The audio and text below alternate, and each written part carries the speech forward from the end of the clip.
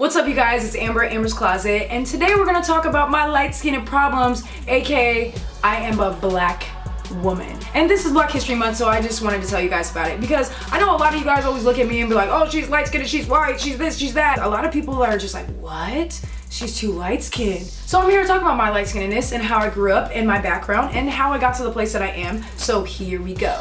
First of all, let's talk about my parents. My parents were obviously an interracial couple at the time where they were not accepted. And both sides of their family were not really supportive in their friends. And obviously when they went into public, they weren't getting good feedback from people. My dad pretty much got into a lot of fights because of situations of people, yelling out racial comments at them. Especially the fact that they were together and they had us and they raised us in Texas. A lot of you guys know a lot of racial issues happen in the South. So in the South, it's known that there are a lot of racist people. So when people are racist against a certain group, they are even more racist against the group of people that are mixed with what they are versus the group that they are discriminated or racist against. So what I'm trying to say is they do not like biracial people because we are them and part of them, and that makes them even more mad. So growing up, I had a lot more racial situations that I was in versus my cousins that were, fully black. A lot of my cousins are mixed, and so we all went through this, especially my sister and I.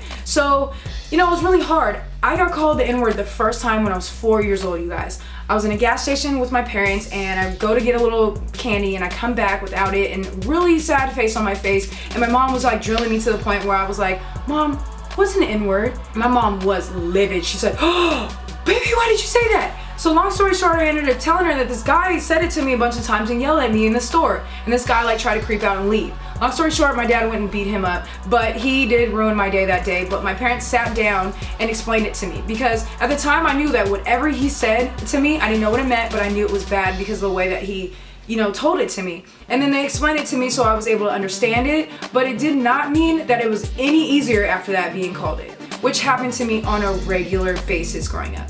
But even when my family, we moved to California, it was still really hard for us because we went to private school, and you guys already know that in private school, it's majority rich white people. So we were the only black people. Obviously, we were very light-skinned, and there's other races, but clearly my sister and I stood out right away. For us, it was really hard growing up because they didn't understand us or our culture, the way we dressed, or why our hair, looked like that. Why does it look wet? Why does it look chemical? Why is it curly? Why does it smell like that? Why do you do this? Why do you do that? And it was just really hard because there was no kids like us, so it was really hard for them to understand. I went back to my family and spent time with my cousins in Texas every summer where we felt the most comfortable, but where we felt the most comfortable was also where we had the most racial situations happen to us. So it was really hard for us growing up. No, she's white, she's really light-skinned, blah, blah, blah. Okay, in the South where I grew up, do you know how normal this is, you guys? In the South, it is normal to have Creole, mulatto, mixed, all different shades of black. And a lot of, the Creole people and the people that came out of it were the slavery times, the mix of different cultures, and which ended up to make light-skinned black people, which I have in my family, along with, even on my black side, I have ancestors that were white. So a lot of us, as my cousins on my father's side, even though my father is very dark, a lot of us came out very light. So it's very normal. When I'm in the South, I feel like it's never a question for people. They automatically look at me and they're like, you're a black woman. But I feel like on different states or wherever I go in the world, people don't view me as that because I'm so light-skinned, they don't understand. And growing up for me, I didn't have the 2 or more races checkbox. You had to check one box. And so what am I? I'm majority black, and I am a black woman, and that is the African-American/black checkbox that I have been checking my whole life. So yeah, when people don't recognize that, it tends to hurt a little bit, especially with how I grew up and the things that happened to me. So when I was in high school, it was more diverse, and so it was a little bit easier. And then I really wanted to help people. So I started working with this group called World of Difference when I was in high school, and we went to go to different schools and middle schools and different things like that, and we talked about racism, bullyism, sexism, ageism, different things like that, spread the knowledge. So I really wanted to help others that might have been and kind of going through that situation, but I'm still going through it. I mean, it happens all the time, or even those situations where you get in those backhanded compliments like, are you black? Wow, you're pretty for a black girl.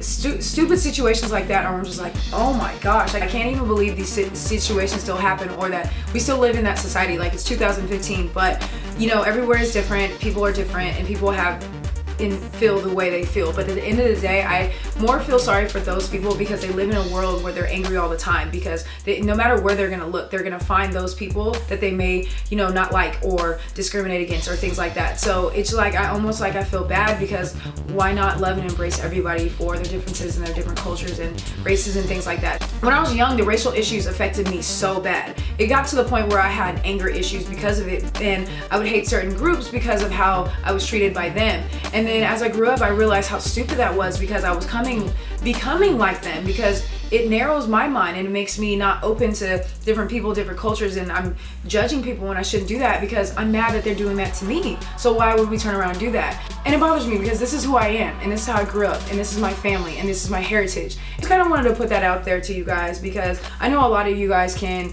relate to this, you know, living in situations where you're discriminated against no matter what it is, whether it's your skin color, your hair, your race, the fact that you're a woman or a guy or a lesbian or gay or anything. There's so many things you can be discriminated against, and for me, it was all of the above pretty much. So anyways, I hope you guys like my background, my story, and now you guys know my light skin problems. My Dollface Gangster quote to end the month is my favorite, and one that I have to read, and is literally on the background of my phone, and it came from one of those cards I read to you guys. But it says, "You must love and care for yourself, because that's when the best comes out." And this is something that I have to remember, because I tend to put myself last. Alright, real quick, I want to talk to you guys about this game, because it seems like you guys like a lot of the apps or the games that I promote or talk about on here, and these are literally games that I play. So I just wanted to talk to you guys about this other one that I'm recently just started playing. It's called Agent Alice. So this game, can you guys see it? It's like really cool looking, and the graphics are cool, and it's really simple. Like, you're a detective and you're going through it, and you have to like find these different clues, and they give you different options on like how to click it and gain points and get to the next level, and like it's relatively very easy, but it's really addicting. Like for this part right here, it like gives all these different clues at the top, and you gotta find them and click on them in a certain time. So I just found a corpse right now, right? So then I got an extra bonus point, and I'm trying to find all these clues in a certain time, and I get more and more points. Anyways, this Agent Alice game is free in the App Store, so it's free to download. You guys need to go check it out, because I always want to tell you guys about like little things that I do or take my time away, because if I don't get some me time during the day, like 30 minutes of like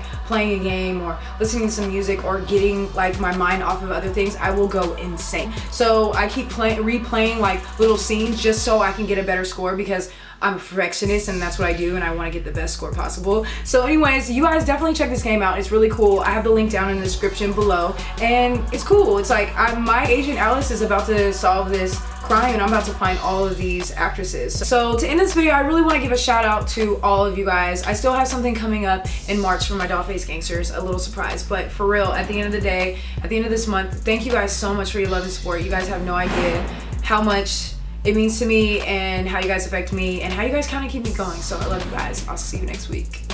Peace.